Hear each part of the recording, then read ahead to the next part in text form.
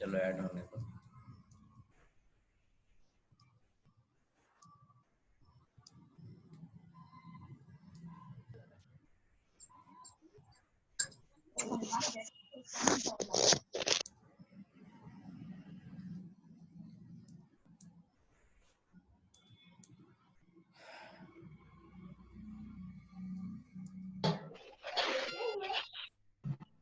बेटा mic mute कर लो ना, नहीं तो वहां से मम्मी डांटेंगी तो भी सुनाई आएगा। हाँ?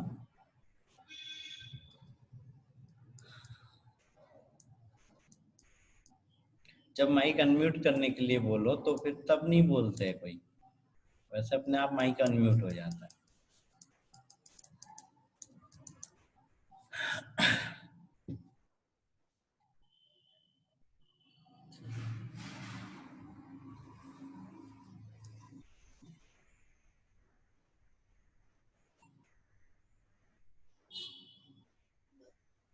चलो एक और आने दो बस।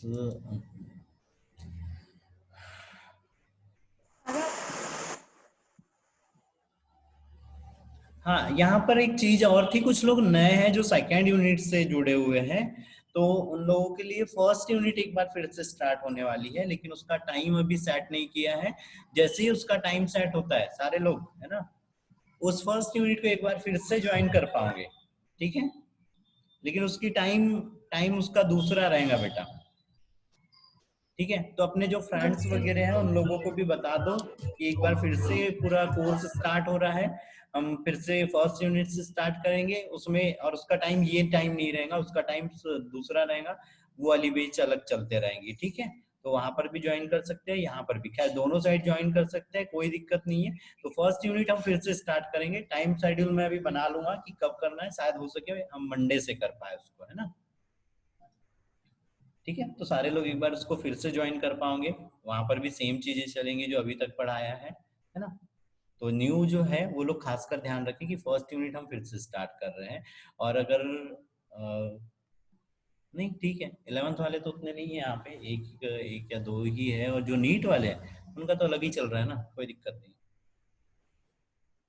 उन लोगों के लिए भी एक बेच अलग करने का चल रहा था प्लान, लेकिन अभी थोड़ा सा टाइम डिसाइड नहीं हो पाया है ना, करता हूँ टाइम। उन लोगों को तो इसमें एक्सप्लेनेशन में भी चलना है और उधर भी चलना ही है। भाई नीट वालों के लिए तो जितनी क्लासें लगेंगी ना उन लोगों को उतनी सारी अटेंड करना है, ये चीज अभी बता दे रहा हूँ, है ना। 2 घंटे लग रही है, 2 घंटे अटेंड करना है, 3 घंटे लग रही है, 3 घंटे, वैसे हम 1 घंटा कम ही चल रहे हैं, तो उस हिसाब से भी हमको 1 घंटा और बचा है ना। तो नीट वाले उस चीज को ध्यान रखें, हम 1 घंटा और उनका बढ़ाने वाले हैं। सर नाइट में कर लो। मैं टाइम ही तो सेट नहीं कर पा रहा हूँ अभी, अब देखता हूँ शायद मैं कल परसों में टाइम सेट कर पाऊँ, तो फिर मैं जरूर बता दूंगा, ठीक है। चलो, तो हम यहाँ पे अभी बताया मेंडलिज्म का यूज करके हम प्लांट में रिप्रोडक्शन कर रहे थे, और एक नई हम स्पीसीज डेवलप कर रहे थे, एक नई जाति का प्लांट डेवलप कर रहे थे। जैसे हमने हाइब्रिड मक्का सुना है, हाइब्रिड टमाटर सुना है, हाइब्रिड गन्ना सुना है, हाइब्रिड हर चीज में हमने हाइब्रिड सुना हुआ है ना। तो यहाँ पे हम इस तरह हाइब्रिड, अब हाइब्रिड में क्या चीज हो रही थी, दो अपोजिट कैरेक्टरों को हम क्रॉस करवा के एक नए कैरेक्टर वाला प्लांट डेवलप कर रहे थे, तो ये क्या था, हाइब्रिडाइजेशन था, संकरण था, तो संकरण का हम यूज करते हैं। अब इसमें क्या चीज होती है, दरअसल हमने यहाँ पे अब मेंडल का जो फर्स्ट लॉ है वो यहाँ पे काम करता है F1 जनरेशन पे। मतलब क्या बोला है कि अगर हम यहाँ पे मान लो एक ऐसा पौधा है जिसके अंदर में सीड्स की नंबरिंग ज्यादा है, ठीक है, बहुत ज्यादा, वो 100 दे रहे हैं, ठीक है। लेकिन एक उसी उसी उसी स्पीस का एक और प्लांट है जो क्या है, जिसका इम्यूनिटी पावर बहुत अच्छा है ना। वो आसपास के जो अनस्टेबल इन्वायरमेंट है उसमें भी अच्छे से अनुकूलित हो सकता है, अच्छे से ग्रोथ कर सकता है, लेकिन इसमें यहाँ पे बीजों की संख्या क्या हो रही है, कम हो रही है ये। लेकिन उसका साइज बड़ा है, वो इन्वायरमेंट में आसानी से यहाँ पे एडजस्ट कर सकता है, लेकिन उसमें बीज कम लग रहा है। तो ऐसे के बीच में हमने क्रॉस कराया, तो अब क्रॉस करवाया तो यहाँ पे क्या हो रहा है, हमको संकरित लक्षण मिल रहा है। मतलब क्या हो गया, वो ये जो हमको यहाँ पे टी मिला, ये वाला जो संकरित पौधा मिला, इसका क्या स्ट्रक्चर कैसा है, ये है, बड़ा पौधा है ना, ज्यादा ज्यादा यहाँ पे ये एडॉप्टेड पौधा है ना। अब दूसरा कैरेक्टर क्या आया था, ये सीड वाला आया था, ये वाला भी इसके अंदर आ गया, ठीक है। तो अब इसके अंदर में भी क्या हो गया, यहाँ पे ज्यादा बीज लगने लगे, लेकिन किस कैरेक्टर के लग रहे थे, ये वाले लग रहे थे, ठीक है, क्योंकि बीजों को कंट्रोल करने के लिए या बीजों के नंबर क्वालिटी को कंट्रोल करने वाला जीन इधर चीज छोटे पौधे से मिला था उसको, तो इस पौधे में भी इसका आकार बढ़िया हो गया, इन्वायरमेंट में वो अच्छे से एडजस्ट कर पा रहा है, ग्रोथ अच्छे से कर पा रहा है। छाया बेटा म्यूट रखो या मोबाइल हिलाओ मत, ठीक है। और यहाँ पर क्या हो गया, ये ज्यादा संख्या में मिलने लग गए, है ना। तो ये हो जाता है, इस तरह से हम नई फसलों का डेवलपमेंट करते हैं, है ना। हम्म, ठीक है। अब अगली चीज आती है यहाँ पे, अब थोड़ी सी थ्योरी है ना, अभी कुछ बताने वाली चीज है। बेटा क्या कर रहे हैं सब लोग, ये बार बार अनम्यूट क्यों कर रहे हैं। बेटा मोबाइल को ना एक जगह रखा करो और वहीं पे रहने दिया करो, है ना। अगर किसी को जैसे मैं कुछ बोलता हूँ तो वो खैर लिख लिया करो, उस टाइम में हाथ लगाओ, बाकी टाइम में एक जगह पे ही रखो, है ना। हम्म, ठीक है। अब यहाँ पे एक थ्योरी आ जा रही है, तो थ्योरी में ये चीज हो रही है कि भाई गुणसूत्रीय सिद्धांत है ना, वंशागति का गुणसूत्रीय आधार, जो हमने कल बोला था कि भाई जो भी कैरेक्टर, हमने अभी बोला था यहाँ पे जीन लोकस बोला था, जीन लोकस में क्या हो रहा था कि कोई जीन इस क्रोमोसोम पे था, तो अब क्रोमोसोम क्या हो रहा है यहाँ पर, ये ऐसे हम जब कोशिका विभाजन देखते हैं तो एक ऐसे यहाँ पे ये एक ऐसा तितली के पंख जैसा एक स्ट्रक्चर देखते हैं, है ना। ये क्या है यहाँ पे, क्रोमोसोम है, ठीक है। यहाँ पे ये क्रोमोसोम है, इसी के अंदर में क्या होता है, यहाँ पे क्रोमेटिड्स रहते हैं, और ये क्रोमेटिड्स ही क्या करते हैं यहाँ पे नेक्स्ट जनरेशन, और ये क्रोमेटिड्स के ऊपर में ये जीन रहता है, ठीक है। ये क्रोमेटिड्स रहते हैं, क्रोमेटिड्स के अंदर में जीन प्रेजेंट रहता है, और यही एक जनरेशन से क्या होते हैं सेकंड जनरेशन तक जाते हैं, और जो भी कैरेक्टर रहते हैं उनको तो सेकंड जनरेशन तक ट्रांसफर करते हैं। तो इसके लिए कुछ वैज्ञानिकों ने यहाँ पे कुछ थ्योरियां दी थी, तो उन थ्योरियों में सबसे पहले क्या चीज हो रही थी, यहाँ पे रॉबर्ट ब्राउन आ रहे थे, रॉबर्ट ब्राउन, है ना। ये सुन लो, कल सारे लोगों को नोट भी कराया था, और जिन लोगों के पास नोट्स है, नोट्स में भी ये सारी चीजें है ना। तो रॉबर्ट ब्राउन ने क्या किया था यहाँ पे, न्यूक्लियस को डिस्कवर किया था, किसके अंदर में किया था, ऑर्किड की जड़ में, ठीक है। तो यहाँ पे ये चीज याद रखना है कि न्यूक्लियस की डिस्कवरी किसके रूट में हुई थी, तो बेटा ऑर्किड की इसमें हुई थी, ठीक है, ऑर्किड की इसमें हुई थी, ठीक है। फिर हाफ मिस्टर ने क्या देखे थे, न्यूक्लियर फिलामेंट्स देखे थे, कि न्यूक्लियस के अंदर में कुछ फिलामेंट्स होते हैं, जैसे हम कोशिका विभाजन वगैरह देखते हैं तो उसके अंदर में हम यहाँ पे कोशिका बनाते हैं, केंद्रक बनाते हैं, और उसमें से स्ट्रक्चर बनाते हैं। जब वो नेक्स्ट स्टेज में पहुंचती है, न्यूक्लियस मेम्ब्रेन हट जाती है, और यहाँ पे ऐसे क्रोमेटिन नेट्स भर रह जाते हैं ना, जो बाद में क्या हो जाते हैं, ये ऐसे क्रॉस क्रॉस क्रॉस के स्ट्रक्चर में यहाँ पे अरेंज हो जाते हैं ना। तो ये देखे थे किसने, हाफ मिस्टर ने। फिर स्ट्रॉसबर्गर ने क्या बोला था कि ये जो न्यूक्लियस, जैसे अब यहाँ पे ये न्यू सेल बन रही है, तो ये न्यू सेल बन गई इस सेल से, है ना। ये क्या है यहाँ पे, पेरेंटल सेल है, तो कहाँ गया, इससे ये। तो यहाँ पे स्ट्रॉसबर्गर ने क्या बोला था कि ये जो न्यूक्लियस बना है, ये न्यूक्लियस कहाँ से बना है, ये जो पहले से यहाँ पे न्यूक्लियस प्रेजेंट है उसी से न्यू न्यूक्लियस का भी डेवलपमेंट हुआ है, ये चीज बताई थी। फिर हर्टविंग ने समुद्री ऑर्चिन के अंदर में यहाँ पे उसके निषेचन में यहाँ पे दो केंद्रक देखे थे, जो मतलब जब निषेचन हो गया था तो यहाँ पे जो जाइगोट डेवलप हो रहा था, उस जाइगोट में क्या देखे थे उसने, दो न्यूक्लियस देखे थे, एक एग का था और एक स्पर्म का था, ठीक है। फिर वॉन वॉन्डेन ने क्या किया था यहाँ पे, अंडाणु और शुक्राणु, है ना, एग और स्पर्म के अंदर में यहाँ पे क्या देखा था, न्यूक्लियस देखे थे, मतलब उसके अंदर में यहाँ पे ये सूत्र देखे थे, और उसने ये बोला था कि इनके अंदर में जैसे अगर दो है तो यहाँ पर क्या हो गए थे, जो नया जो जाइगोट बना था, जाइगोट क्या हो रहा था यहाँ पे, ये स्ट्रक्चर था, तो मतलब केंद्रक इसमें संलयित हो रहे थे, फिर यहाँ पे एम्ब्रियो डेवलप होने लग गया। तो अगर यहाँ पे दो थे तो इसके अंदर में जब जाइगोट बन रहा था तो यहाँ पर कितने हो गए थे, ये चार सूत्र हो गए थे ना, चार यहाँ पे फिलामेंट्स हो गए थे। फिर फ्लेमिंग ने समसूत्री विभाजन की खोज की थी, है ना, समसूत्री विभाजन की खोज की थी, और किसमें, कायिक कोशिकाओं के अंदर में समसूत्री विभाजन देखा था, है ना। हमारी ये जो कायिक कोशिका बताया, शरीर में दो प्रकार की कोशिका होता है, सोमेटिक सेल और जर्मिनल सेल। जर्मिनल सेल में एग और स्पर्म आते हैं, और बाकी जो सारी जो स्किन है, मसल्स है, बोन है, वेसल्स है, ग्लैंड है ना, कोई कैविटिया है, कोई लेयर है, ये सब क्या में आ जाती है, सोमेटिक सेल में आती है, कायिक कोशिकाओं में आती है ना। ये वैसे 11th का पोर्शन है बेटा। ठीक है।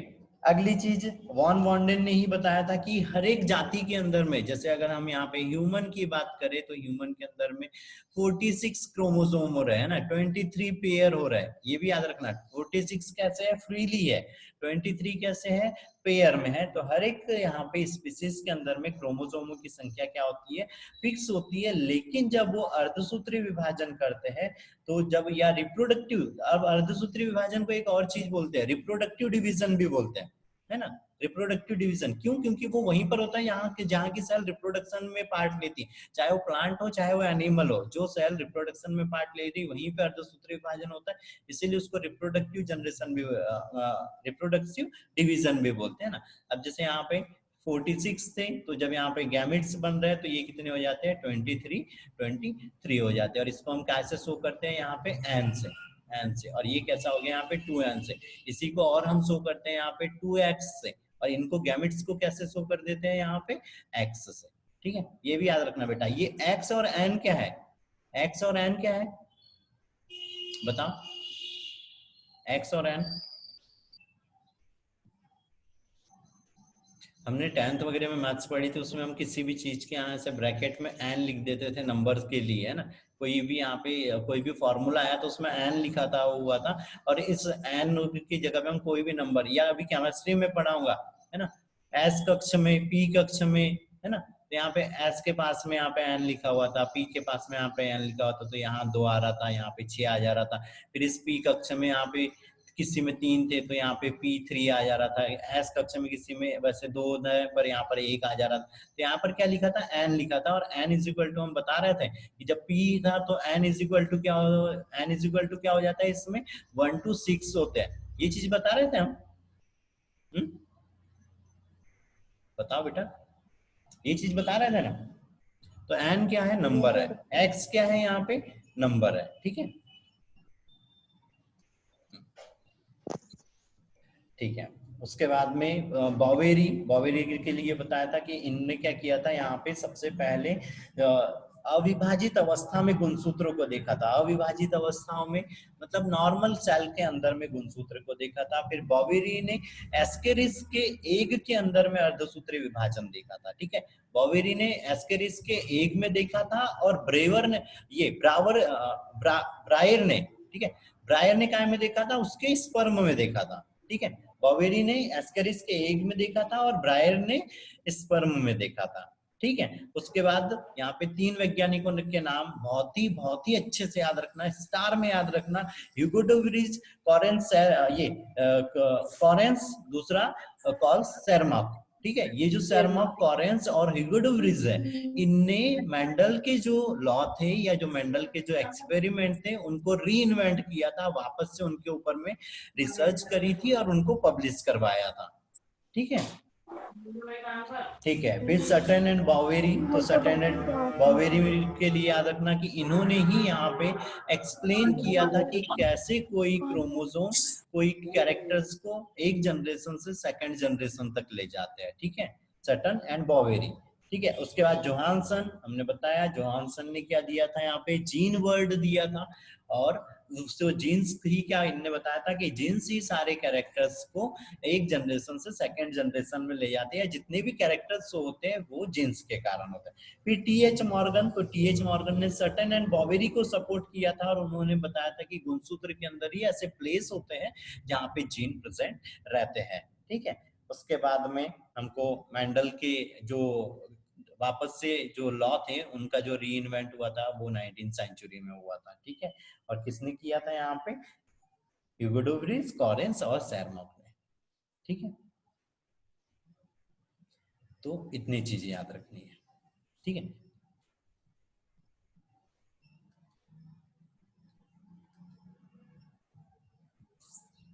अभी और थोड़ा सा थ्योरी और है, थोड़ी सी और थ्योरी है।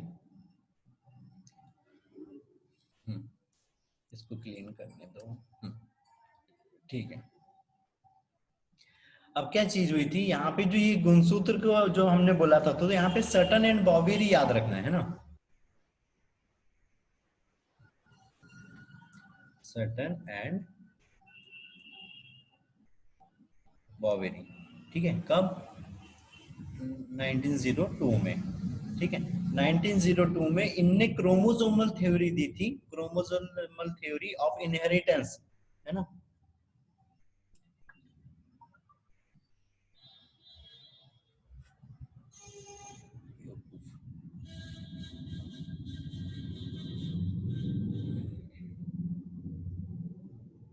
ठीक है, तो गुणसूत्री मतलब गुणसूत्र द्वारा अनुवांशिक अनुमान क्या बोलते हैं उसको, अनुवांशिकता का सिद्धांत दिया था सटन एंड बॉवेरी ने, ठीक है। अब यहाँ पर कुछ पॉइंट्स याद रखने हैं, नोट्स में खैर ये मेंटेन है बेटा, ठीक है, और अभी नोट्स पलटाने की जरूरत नहीं है, अभी हम सिर्फ एक्सप्लेनेशन चल रहे हैं ना, तो नोट्स वाला पोर्शन बाद में होगा, तो अभी उसको मत पलटा, बस अभी नॉर्मल सुनते हुए चलो, ठीक है।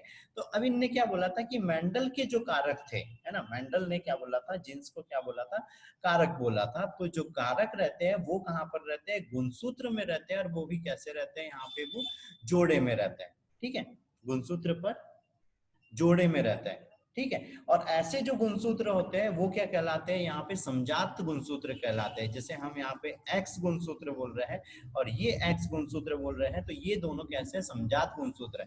फिर हमारे टोटल बॉडी के अंदर में कितने हो रहे थे, यहाँ पे 23 पेयर ऑफ क्रोमोसोम थे, तो यहाँ पे 23 में फर्स्ट वाले में 2 हो रहे थे, सेकेंड वाले में 2 हो रहे थे, है ना, थर्ड वाले में ये 2 हो रहे थे, है ना, फोर्थ वाले में 2 हो रहे थे, है ना।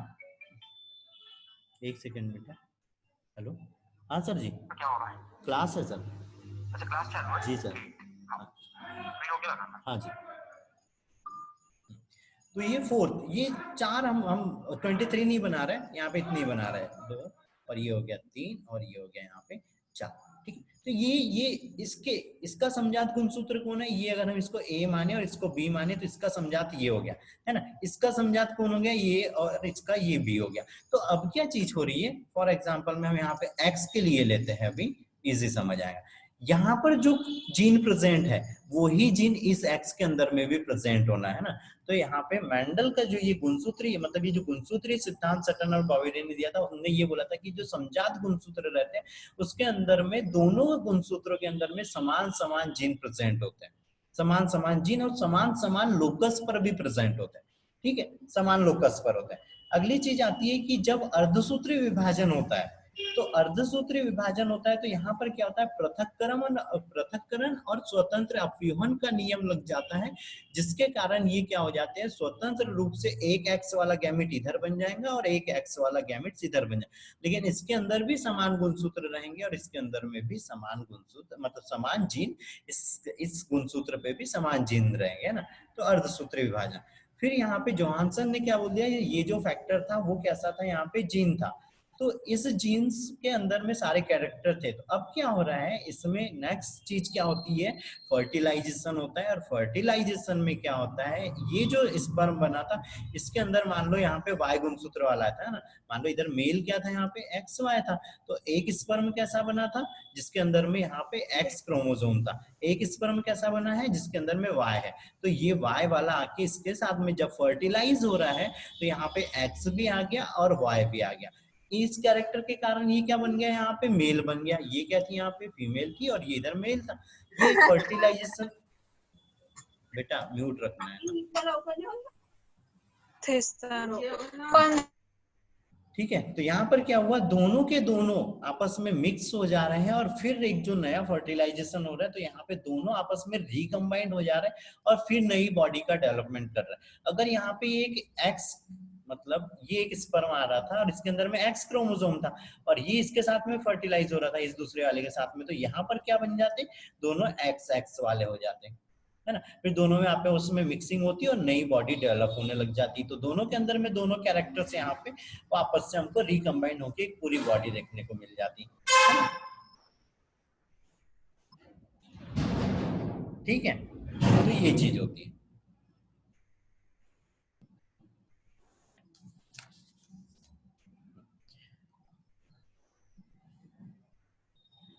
चलो, तो आज के लिए 12th वाला पोर्शन इतना ही, है ना। कल हम यहाँ पे देखेंगे इनकम्प्लीट डोमिनेंस, है ना, ये अपूर्ण प्रभाविता कल देखेंगे, ठीक है। Yes sir. ठीक है, सारे लोग यहाँ पे रिस्पॉन्स करेंगे क्लास का, उसके बाद में वर्क तो फिलहाल एक ही दिया है आज, बहुजीनी, वो 3 कैरेक्टर्स को लेके क्रॉस बनाना है, ठीक है। वो बड़ा बनेगा, इसलिए थोड़ा सा संभल के अच्छे से बनाना, ठीक है। और बनाना जरूर है, जिन लोगों ने पिछला नहीं वो किया था वो भी करेंगे बेटा, ठीक है। सर एक तुम बार लोग, स्क्रीन पर दिखाओ ना वो। हाँ दिखा दे रहा हूँ बिल्कुल बेटा, है ना। क्योंकि देख लो एक चीज याद रखो, तुम लोगों को लग रहा होगा यहाँ पे हम ऑफलाइन क्लास में तो अटेंडेंस मेंटेन नहीं कर पाते हैं, लेकिन यहाँ पे अटेंडेंस और तुम लोगों का वर्क सारी चीजें वो हो रही। हाँ लास्ट वाले टेस्ट के नंबर अभी तक नहीं बताया मैंने, वो थोड़ी सी अलग बात है ना, पर कॉपी आधी चेक हो गई है भाई, बहुत सारे पेज है ना, तो अभी मैं कल कर लूंगा। अरे हाँ कल क्या है, सैटरडे, कल रिवीजन टाइम भी है, इसी चैप्टर का फिर से रिवीजन है ना। तो कुछ भी डाउट आता है तो बिल्कुल पूछ लेना, है ना। ये है बेटा पॉलीहाइब्रिड क्रॉस। सबको बनाना है क्या ये? बना नीट वाले मत बना, नीट वाले मत बना। सर इसको ऐसे ही बनाना है क्या? दूसरा कैरेक्टर, यहाँ पे तो ये ABCD लिया है ना, लेकिन तुम लोगों को दूसरा कैरेक्टर लेना है। जयश्री की तबीयत ज्यादा खराब है ऐसा लगता है। Yes sir.